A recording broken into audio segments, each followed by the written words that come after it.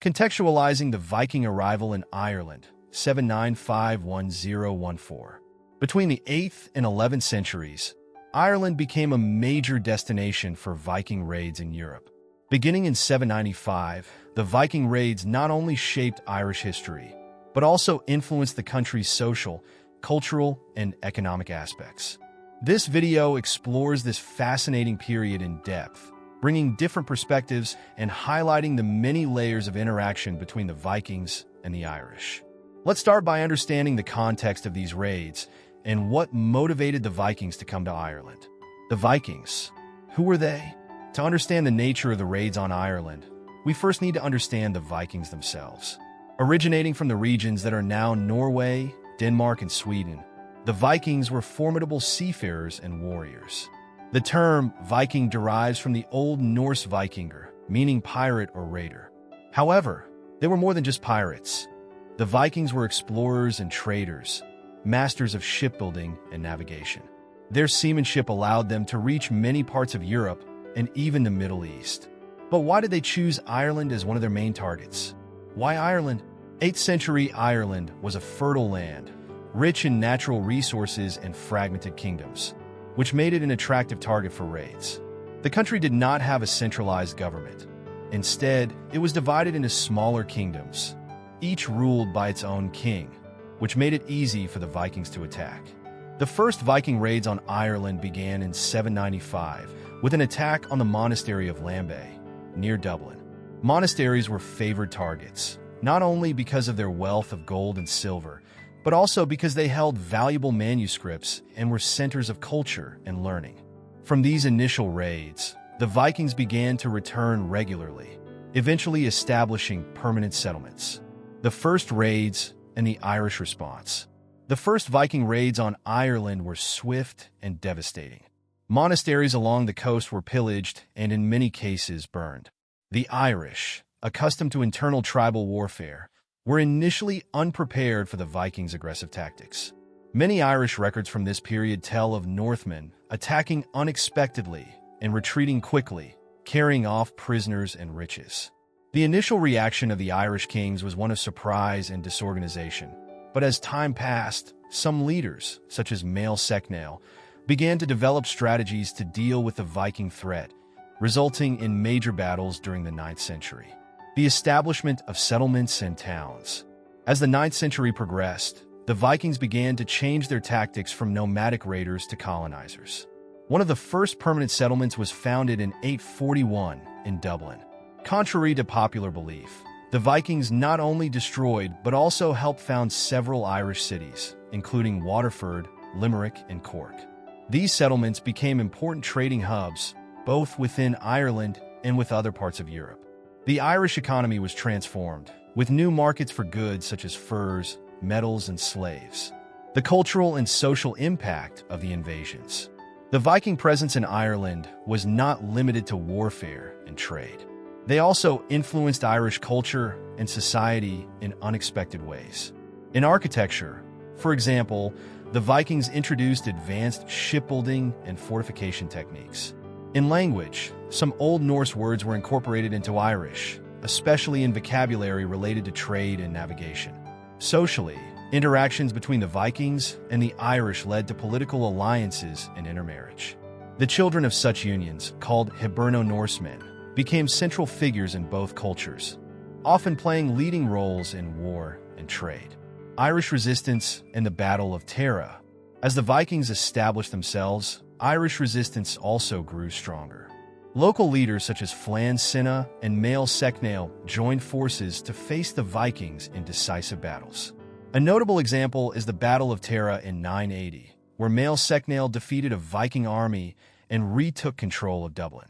This event marked a shift in the balance of power, showing that the Irish were increasingly able to effectively confront the Norse invaders. The Battle of Clontarf. The Battle of Clontarf is often seen as the climax of the wars between the Irish and the Vikings. Led by the Irish king Brian Boru, the battle took place on April 23, 1014, just outside Dublin. Although the battle is often described as an Irish victory under, the Viking invasion of Ireland was actually a complex battle involving a coalition of Viking and Irish forces from different kingdoms. Brian Boru's death on the battlefield, along with the subsequent Viking retreat, symbolized the end of Viking rule in Ireland, although their cultural influence remained for a long time. Comparison with other invasions. Comparing the Viking invasions of Ireland with those that occurred in other parts of Europe gives us a clearer picture of the strategies and adaptations made by both sides. Unlike in England, where the Vikings established the Danelaw as an area of consolidated control, in Ireland they were more integrated, maintaining a less formal and more commercial character of occupation. Gender perspective and the importance of women. While the main narrative of the Viking invasions focuses on warriors and kings, women also played significant roles. Among both the Vikings and the Irish, influential women were active in political alliances and peace negotiations. Some Viking women also fought alongside their men, defying traditional stereotypes. The legacy of the Viking invasions in Ireland. The Viking invasions of Ireland were not only a period of war and destruction, they also resulted in a unique cultural fusion. The towns founded by the Vikings remain important centers, and Norse influence can still be seen in the linguistic, architectural, and cultural aspects of modern Ireland. This legacy reminds us that history is often a mix of conflict and cooperation, and that the encounter of cultures can lead to significant transformation. Hiberno-Norse integration. As Viking settlements expanded throughout Ireland, a new social and cultural stratum known as the Hiberno-Norse emerged, the result of exchanges and unions between the Vikings and the Irish. This integration was not only a consequence of the need for economic cooperation, but also of political alliances that became inevitable. The Hiberno-Norse, often bilingual, played essential roles as merchants, diplomats, and military leaders. They were respected by both the Vikings and the Irish, as they understood both cultures and often mediated conflicts between them. The cultural fluidity of the Hiberno-Norse reflects a complex historical reality in which confrontation was not always the norm. In many cases, understanding and adaptation were more prevalent. The Viking contribution to Irish trade. Before the arrival of the Vikings, trade in Ireland was largely local and limited to barter between neighboring kingdoms. With the Viking presence, there was a significant expansion of trade routes, linking Ireland to a wider market that included Scandinavia, the Baltic, the Byzantine Empire, and even the Middle East. Dublin's establishment as a thriving trading port transformed the city into a strategic hub for European trade. The Vikings introduced silver coins and developed more sophisticated accounting systems, which not only revolutionized local commerce, but also stimulated urban growth. New products such as Oriental textiles, spices, and wine began to circulate in Ireland, enriching the daily lives of the elite and increasing contact with distant cultures. The role of the Vikings in urban transformation. The Vikings played a crucial role in shaping Irish cities. Viking Irish cities were strategically structured, with walls for defense, quays to facilitate maritime trade, and streets planned for the flow of goods. Archaeology reveals that the Vikings were skilled urban planners, building not only markets and commercial areas, but also residential areas and places of worship. Although these towns were initially thought to be merely trading posts, recent archaeological discoveries indicate a vibrant urban life, with crafts, blacksmiths, jewelers, and even Norse-style bathhouses. This represents a significant improvement over the scattered settlements that were common in pre-Viking Ireland. In this way, the Vikings introduced a model of urbanism that endured, influencing the development of Irish towns for centuries to come. Viking adaptation to Irish society. Despite their reputation as ruthless conquerors, the Vikings demonstrated a remarkable ability to adapt to Irish society. Rather than simply imposing their culture, they adopted aspects of Irish life, especially in regard to religion and politics. Many Vikings eventually converted to Christianity, a move that was both a spiritual decision and a diplomatic tactic to facilitate alliances. This conversion is evident in the building of churches and the presence of Christian elements in Viking graves found in Ireland. Viking leaders also began to adopt noble titles and participate in the Irish patronage system, which was a central feature of society. This cultural assimilation did not erase Viking identity, but created a unique blend that characterized the Hiberno-Norse era. Linguistic and literary influence. The cultural integration between Vikings and Irish also left its mark on the language and literature. Modern Irish has several words of Norse origin, especially in vocabulary related to trade and urban life. Expressions such as pingin, penny, and gaff, house, have Norse roots, showing how the language was enriched by contact between peoples. In addition, Irish literature of the period reflects the impact of Viking sagas, especially in accounts of battles and stories of heroism.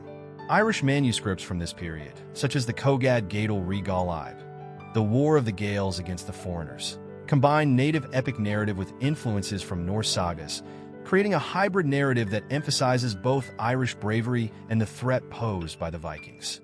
This literary exchange is a clear example of how the encounter between cultures can generate a new and rich literary legacy.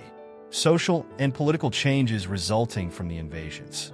The Viking presence in Ireland also significantly altered the social and political structure of the country. Before the invasions, Irish society was strongly divided into clans, with independent kingdoms often in conflict with each other. However, the external threat forced the formation of temporary alliances between enemy clans, with the aim of combating a common enemy. This was a catalyst for the strengthening of figures such as Brian Boru, who managed to unify a coalition of kingdoms to confront the Vikings. The rise of centralized leaders marked a step towards the consolidation of power in Ireland, something that would influence local politics for centuries. At the same time, the arrival of new Viking settlers, who had no ties to the traditional clans, created new social dynamics, with a class of merchants and artisans freer from clan obligations. Religious and cultural legacy. The Viking presence in Ireland also had an impact on local Christianity. Before the invasions, Ireland was known for its secluded monasteries, which served as both spiritual and learning centers. With the arrival of the Vikings, many monasteries were plundered but also influenced by Norse culture. Irish monastic relics began to incorporate decorative elements of the Norse style, such as knot patterns and stylized dragons, evidencing an artistic fusion. In addition, the conversion of many Vikings to Christianity led to a blending of religious practices, where Norse and Christian rituals coexisted. This is evident in carved stones found in Ireland, which combine Christian crosses with images from Norse mythology, such as Thor and Odin. Irish combat strategies. In response to Viking tactics, Irish warriors also evolved their combat strategies. Initially, the Irish forces were outmaneuvered by the mobility and organization of the Vikings, who used lightning attacks and quickly fled to sea. However, over time, the Irish developed more adaptive strategies, focusing on ambushes and strategic use of terrain. Irish warriors began to use Viking-inspired weapons, such as battle axes and more robust spears, and took advantage of their familiarity with the local terrain to turn the tide. The Battle of Clontarf, for example, was a culmination of this adaptation, with Brian Boru and his men using a strategy that forced the Vikings to fight on more unfavorable terrain, close to the coast, where their mobility was reduced. The continuity of the Viking legacy in modern Ireland. Viking influence in Ireland did not end with the Battle of Clontarf. Many of the towns founded by the Vikings became important economic and cultural centers in modern Ireland. Dublin, in particular, still bears evidence of the Viking presence in its museums, streets, and local folklore. Events such as the Dublin Viking Festival celebrate this heritage, highlighting the importance of the cultural exchange that shaped Ireland. Tourism, in turn, taps into this historical narrative, attracting visitors interested in reliving the Viking era through historical reenactments and visits to Viking Irish archaeological sites. The role of the Vikings in Ireland's slave economy. A lesser-known but crucial facet of the Viking presence in Ireland was the development of a thriving slave market, both domestic and for export.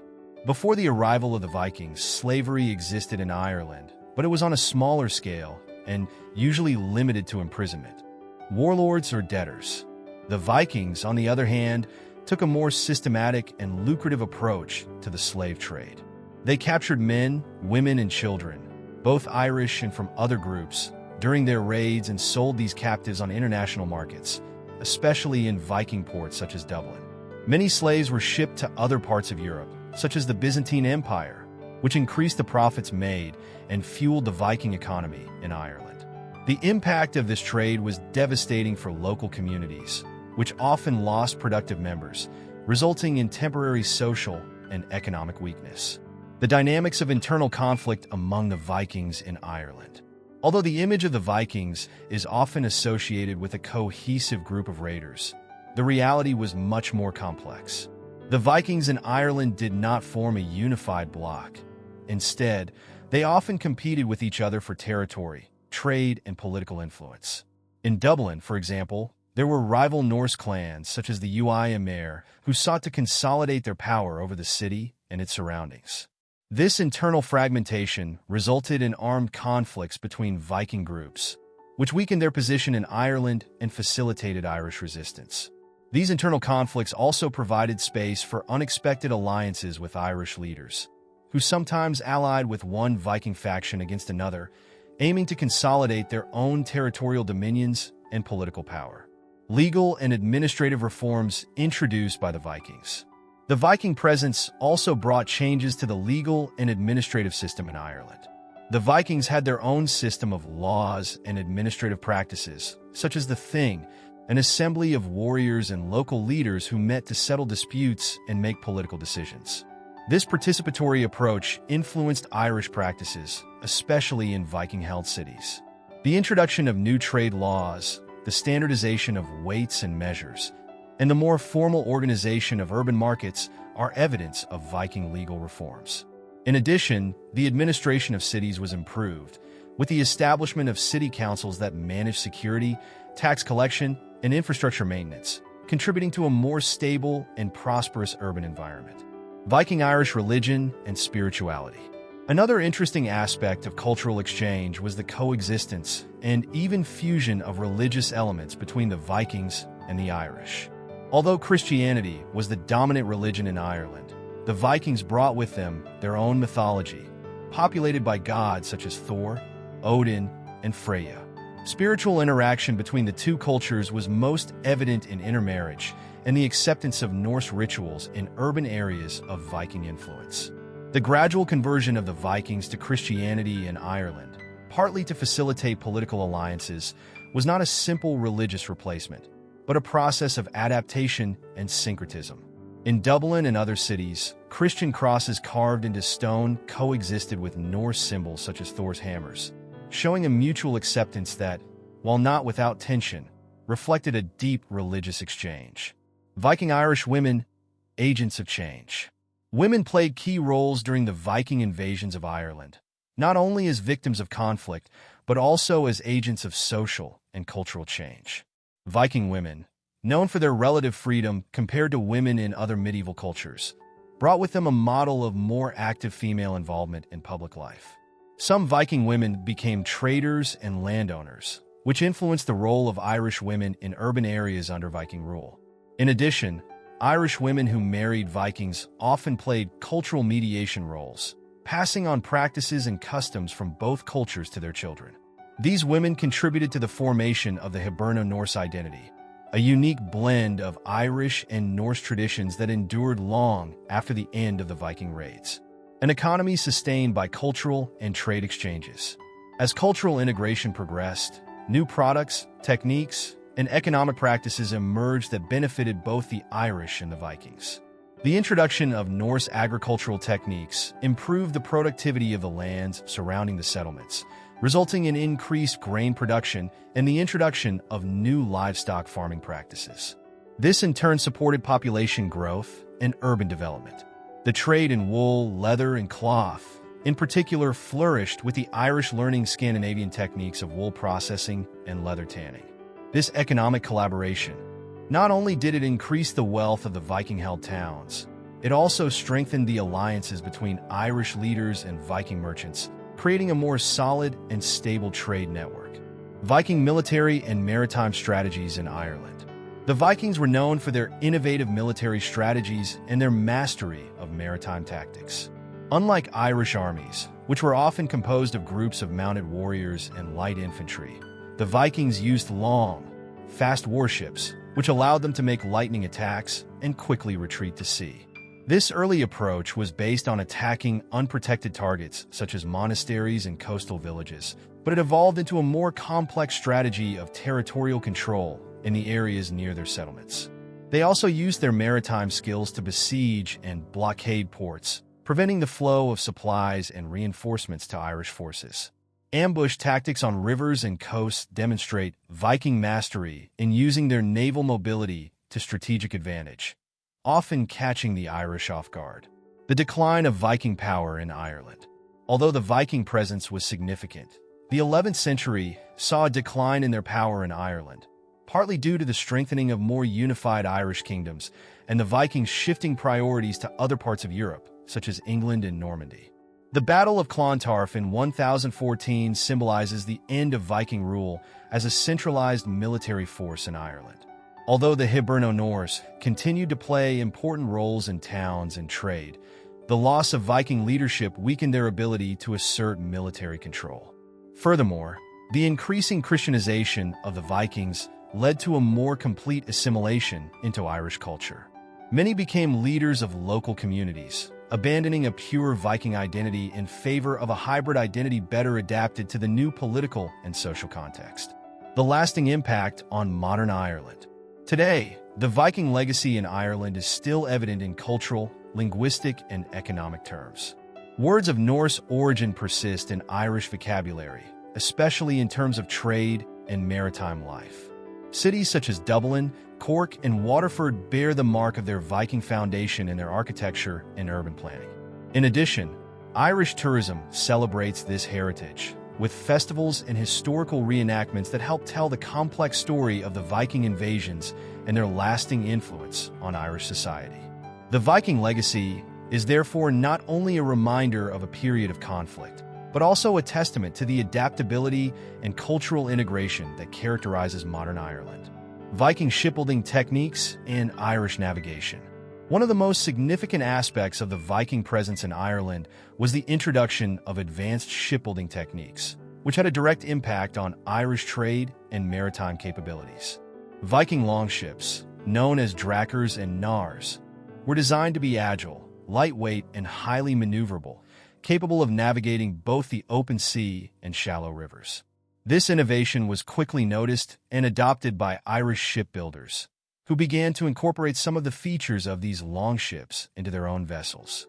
This development in shipbuilding not only improved the Irish navigational capabilities, but also enabled more efficient trade between coastal settlements and nearby islands, as well as facilitating fishing expeditions further afield. Viking knowledge of navigation and the use of instruments such as the sunstone, a crystal stone that aided orientation on cloudy days, also influenced Irish navigation practices, making them more accurate and safer. Viking Irish urban architecture and fortifications.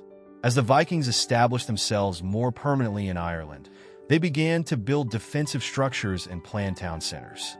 Unlike the scattered dwellings typical of the Irish of the time, the Vikings built longhouses, which were long, rectangular wooden structures, often protected by palisade walls.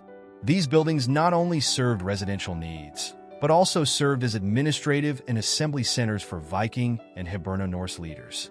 In cities such as Dublin and Waterford, the Vikings also introduced the construction of more robust wooden piers, which were necessary for the safe anchoring of their ships. This infrastructure was vital to the growth of trade and the consolidation of maritime trade routes. Viking fortifications, known as duin, were often erected at strategic points, controlling river and land access, providing opportunities for protection against attacks and reinforcing Viking power in the region. Viking Irish art and design. The encounter between Vikings and Irish resulted in a fusion of artistic styles that can be seen in the decoration of both utilitarian objects and religious and symbolic artifacts. The knot and spiral patterns typical of Celtic art began to be combined with Viking motifs such as dragons, wolves, and sea serpents. This mixture is especially visible in jewelry pieces such as brooches, bracelets, and necklaces, which combine Irish filigree techniques with Norse iconography. The production of stone carvings, such as the large Celtic crosses found in Kildare and Monasterboice, also began to incorporate Viking elements, symbolizing an integration of religious ideas and beliefs. These stone crosses, with biblical scenes carved alongside Norse mythological figures, are visual witnesses to a cultural syncretism that developed over centuries of coexistence. The evolution of political power and governance structures. The arrival and persistence of the Vikings contributed to a significant political transformation in medieval Ireland. Before the invasions, Ireland was characterized by fragmented kingdoms and local leadership centered on clans.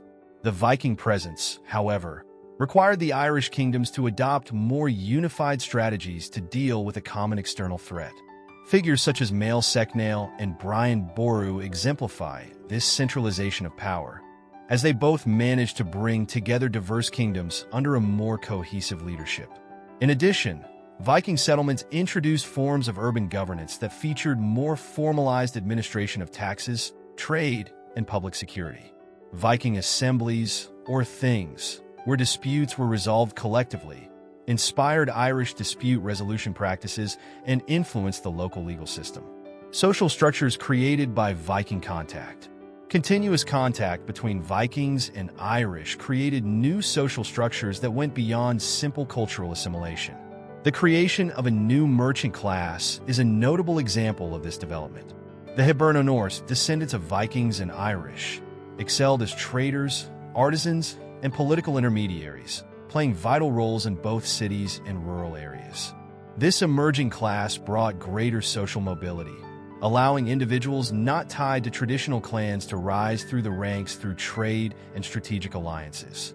The presence of permanent markets in cities such as Limerick and Cork expanded the range of economic opportunities, and competition for resources and markets among Hiberno-Norse families stimulated economic and commercial innovation.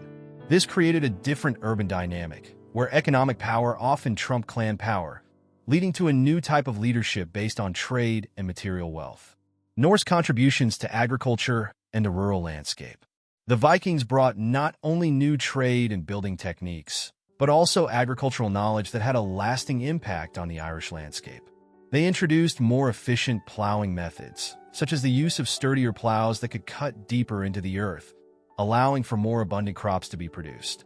Livestock farming was also improved with Scandinavian management and breeding practices, resulting in healthier and larger herds.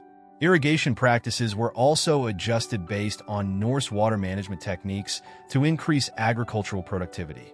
This led to an increase in the production of grain, barley, and dairy products that became vital for local trade and export. The Vikings' introduction of new types of vegetables and medicinal plants also contributed to the agricultural diversity and folk medicine of medieval Ireland. The end of Viking rule and a new political order in Ireland. With the Battle of Clontarf in 1014, Viking power in Ireland suffered a significant blow, but it was not completely destroyed. The defeat weakened the Viking military presence, allowing stronger Irish kingdoms, such as Brian Boru's Munster, to consolidate their power and influence. However, the Hiberno-Norse maintained an active economic and social presence, especially in urban areas. As Viking power declined, new disputes between Irish kingdoms re-emerged, but now in the context of a more centralized and less fragmented political order. This transition paved the way for a period of greater relative stability, but it also left Ireland more exposed to further invasions, such as that of the Normans in the late 12th century. The Normans, descendants of the Vikings in Normandy, brought with them a new era of foreign rule, but also inherited the infrastructure and hybrid culture created by the long interaction between Vikings and Irish. Viking heritage in Irish folklore and tradition. Even after the end of Viking political power, their legacy endured in Irish oral traditions and folklore. Legends and myths about Viking warriors and their battles in Ireland were interwoven with Celtic narratives, creating characters and stories that celebrated both the bravery and brutality of these men of the North. Some Irish folktales tell of treasures hidden by Vikings along the coasts and islands, while others highlight marriages between Irish heroes and Viking women, symbolizing unlikely alliances. The image of the Viking has also transformed over the centuries, from feared raiders to revered mythological ancestors, integrated into the narrative of Irish identity as part of the country's complex cultural tapestry. Even local festivals and rituals, such as the celebration of Lugnasad, were influenced by Norse practices, revealing how the Viking legacy became enduringly embedded in Irish traditions.